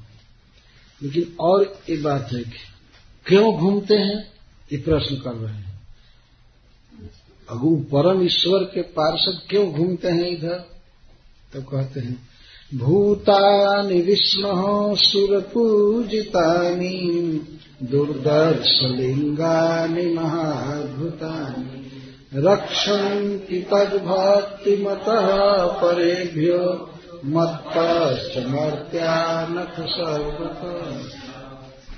विष्णु भूतानि, विष्णु के अब इन्होंने नाम रखा कि जो परम ईश्वर है उनका नाम है विष्णु और हरि, ऐसा कहा, दो नाम रख। तो विष्णु के भूतानि, भूतानि का अर्थ सेवक पार्षद, सुर पूजितानि, देवताओं के द्वारा भी पूजित हैं।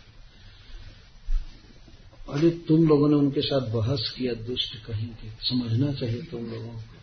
सुर पूजितानि, देवतागण पूजन करते हैं, नमस्कार करते हैं भगवान के पार्षदों को। शिव ब्रह्मा इंद्र आदि नमस्कार करते हैं पार्षदों को। सुर पूजितानि और दुर्दर्श लिंगानि, लिंगानि का अर्थ है रूप, उनका दर्शन करना, उनका रूप देखना बहुत कठिन है। तुम लोगों का अहो भाग्य है कि तुम्हें दर्शन मिला होना, क्योंकि जमराज जी को नहीं मिला है दर्शन। आश्चर्य की बात, दुर्दर्श लिंगानि, उनके भक्तों का दर्शन होना कठिन है। महाअद्भुतानि, महाअद्भुत रूप उनका होता है, अद्भुत सुंदर, अद्भुत प्रभाव। तो वे घूमते रहते हैं, क्यों? रक्षन्ति, रक्षा करते हैं, किसकी? तद भक्ति मत, विष्णु के भक्तों की रक्षा करते हैं। किससे? परेभ्य, शत्रुओं से, पर का अर्थ शत्रुओं से, और मत्तः, और मुझसे, मैं भी बहुत खतरनाक व्यक्ति हूं, जमराज जी कहते हैं, मुझसे रक्षा करते हैं। आज जैसे वो रक्षा करके गए ना, मुझसे रक्षा किए उस अजामिल की। और सर्व मर्त्य मनुष्यों की रक्षा करते हैं, सर्वतश्च, और सब प्रकार से, अग्नि से या किसी भी संकट से भगवान के पार्षद भक्तों को बचाते रहते हैं, इसके लिए घुमा करते हैं। रक्षन्ति तद भक्तिमतः परेभ्यो मत्तश्च मर्त्यानथ सर्वतश्च। यह इसका अर्थ नहीं है कि भगवान के पार्षद हमेशा घूमते रहते हैं और किसी की रक्षा करते हैं। उनको वैकुंठ से आने में इतनी देर नहीं लगती है कि किसी वायुयान से चलो और तब तक उधर दुर्घटना हो चुकी है। इस संसार में तो जब घटनाएं हो जाती हैं तब मिनिस्टर लोग जुटते हैं, हम कहते हैं गॉड की इच्छा थी, ये हो गया वो। उसके बाद रिलीफ देते हैं, राहत की गाड़ियां चलती हैं। जो होने वाला होता है हो जाता है, और घटना होने से पहले किसी को पता नहीं होता है, कुछ नहीं कर पाता। लेकिन वैकुंठ में सब कुछ पता हो जाता तुरंत, और वो अगर रक्षा करना चाहते हैं तो 1 सेकंड भी नहीं लगेगा उनको अपीयर होने में। इस तरह से ज्ञान रहता है। तो भगवान के पार्षद इस जगत में भ्रमण करते रहते हैं, वे रक्षा करते हैं भगवान के भक्तों की, शत्रुओं से, मुझसे, और सब तरह से, जितने भी संकट हैं सबसे रक्षा करते रहते। इस बात से भी हम भक्तों को बिल्कुल विश्वस्त होना चाहिए, भगवान पर विश्वास करना चाहिए। भगवान रक्षा करेंगे, रक्षा करेंगे।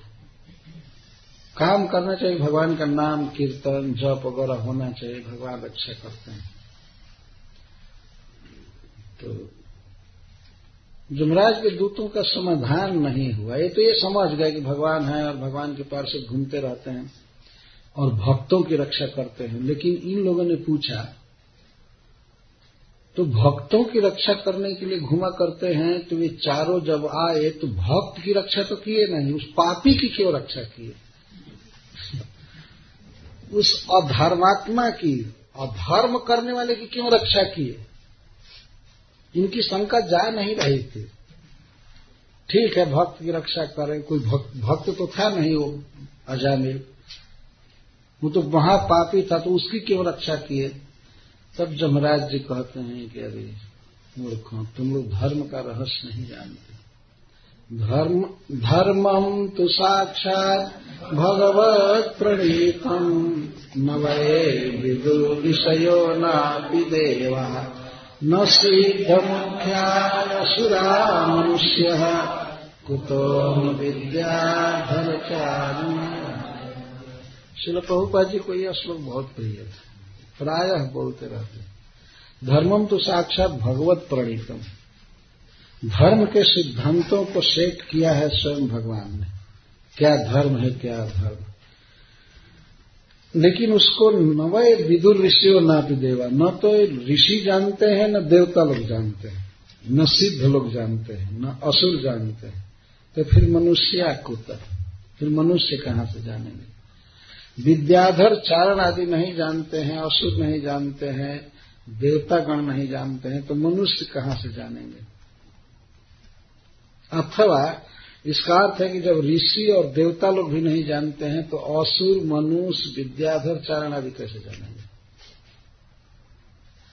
मनुष्यों को हमेशा अधम कोटि में रखा जाता है, सबसे कम ज्ञान मनुष्यों का है भगवान के विषय में, इसीलिए यहाँ प्रीचिंग की जरूरत यहाँ पर ये बहुत जरूरत। कोई नहीं जानता, बहुत कठिन है। मतलब भगवान नाम के उच्चारण की महिमा को, भक्ति को, भगवान को प्रणाम करने को, भगवान की कीर्तन करने की महिमा, पूजा करने की महिमा हम लोग नहीं जानते।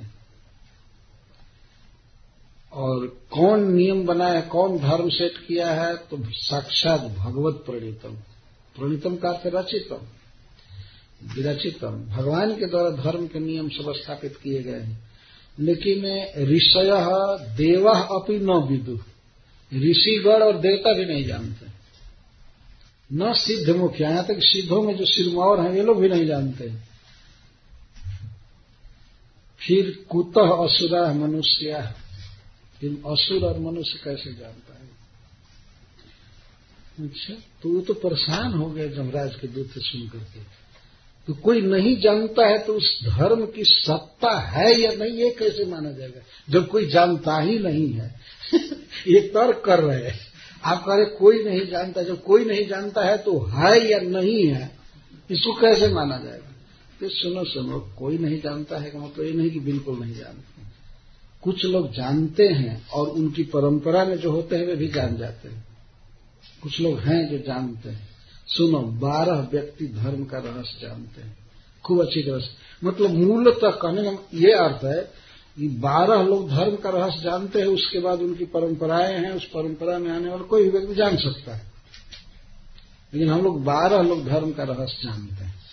स्वयंभूर्नारदः शंभु कुमारः कपिलो मनुः प्रहलादो जनको भीष्मो बलिर्वैयासकीर्वै द्वादशैते विदानीमो धर्मं भागवतं भटा गुह्यं विशुद्धं दुर्बोधं ज्ञात्वा लुतमश्नुते। 12 एते विजानीमः, हम लोग ये 12 व्यक्ति जानते हैं धर्म का रहस्य।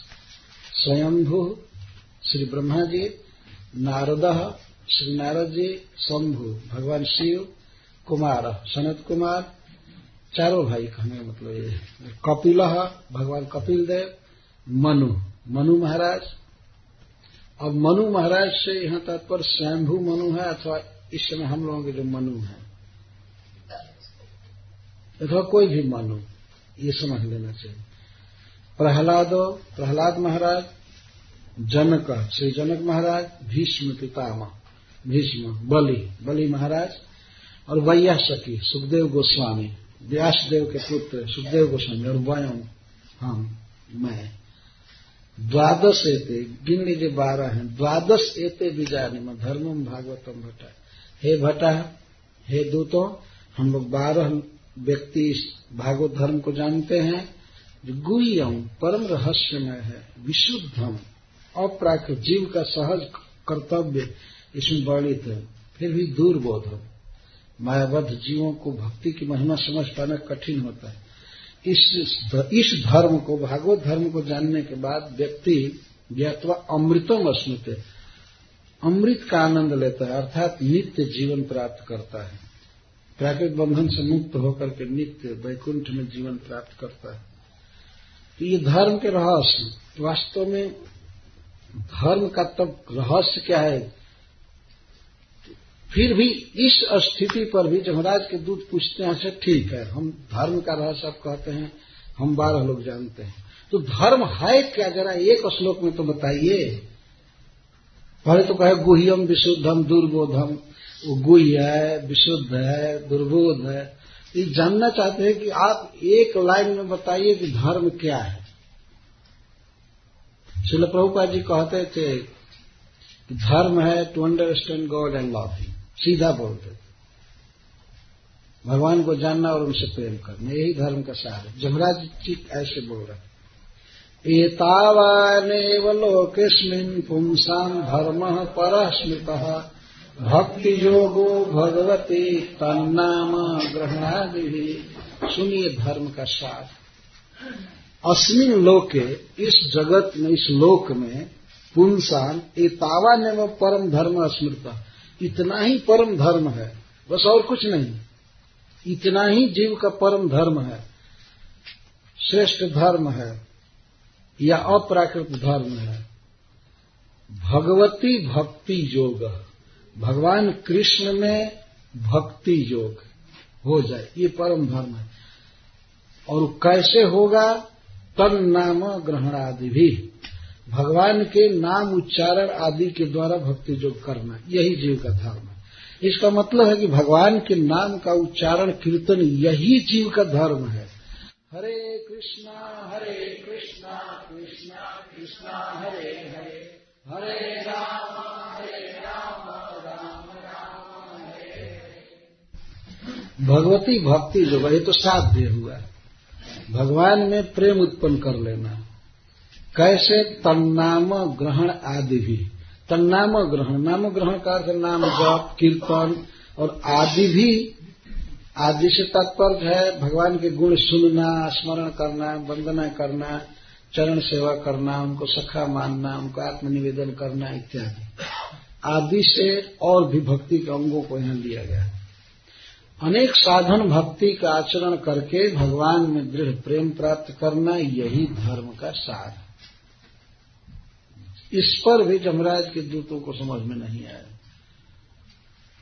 तब नाम ग्रहण आदमी, तो वो तो नाम ग्रहण नहीं किया ना, वो तो अपने पुत्र का नाम बोला उसकी रक्षा क्यों किए इस तरह से पूछते जा रहे हैं। प्रत्येक श्लोक का लिंक है, प्रश्नों में गूंथा हुआ है। ठीक है, भगवान का नाम जप आदि करके, कीर्तन करके, भक्ति करके उन्हें भक्ति जो प्राप्त किया जाए। तो अजामिल तो कोई कीर्तन किया नहीं था, भगवान का नाम भी नहीं बोला था, तो अपने बेटा का नाम बोला था, फिर उसको क्यों छुड़ाया गया? तब श्री जमराज जी आगे इस रहस्य को खोलेंगे। हमारी इच्छा बहुत रहती है कि इन श्लोकों की व्याख्या की जाए। मैं तो केवल ट्रांसलेशन कर रहा हूं, इसलिए प्रभुपाद जी का बहुत प्रिय श्लोक है। धर्मम तु साक्षात् भगवत् प्रणीतम न वै विदुर्विषयो नापि देवा न सिद्ध मुख्या असुरा मनुष्य कुतो विद्याधरता। तो श्री जमराज जी यहाँ जो लिस्ट बताए कि इतने लोग धर्म को जानते हैं, यही लोग जानते हैं, और इनकी परंपरा में जो है वही जानते। फालतू लोग कुछ भी नहीं जानते। भले दुनिया में प्रचार हो ये धर्म वो धर्म, लेकिन कोई नहीं, ये 12 की परंपरा में ही धर्म जानते हैं। साफ नाम है, ये नाम याद रहना चाहिए हम भक्तों को हमेशा। ये मूल आचार्य हैं 12, जो भक्ति योग की महिमा या परम धर्म की बात जानते हैं। भगवान से प्रेम करना, नाम जप करना, कीर्तन करना, यही धर्म, यही सार है धर्म। तो अब निश्चित हुआ, नाम ग्रहण को एकदम क्लियर रखा गया, और आदि भी और भी, जैसे भागवत सुनना है, श्रवण कहते हैं, श्रवणम कीर्तनम विष्णु स्मरणम पाद सेवनम, ये सब ले लेना चाहिए। ये 64 प्रकार की जो भक्ति है उसमें सब छिपा हुआ। तो सबसे श्रेष्ठ है नाम ग्रहण। तार मध्य सर्वश्रेष्ठ नाम संकीर्तन, सबसे श्रेष्ठ है भगवान के नाम का उच्चारण। इसको खूब श्रद्धा के साथ जपना चाहिए जहां भी व्यक्ति रहे, और कम से कम 16 माला ये रखा गया है, स्टैंडर्ड जरूर करना चाहिए। और भी नाम माला के अलावा जहां भी रहे, रसोई में या कहीं भी ऑफिस में, हमेशा भगवान का नाम लेना चाहिए। वास्तव में सबसे पवित्र काम, सबसे महान काम, सबसे बड़ा धर्म यही है कि भगवान का नाम जपा जाए। हरे कृष्णा कृष्णा कृष्णा हरे हरे, हरे राम राम राम हरे हरे। जय श्री प्रभुपाद। हरे कृष्ण।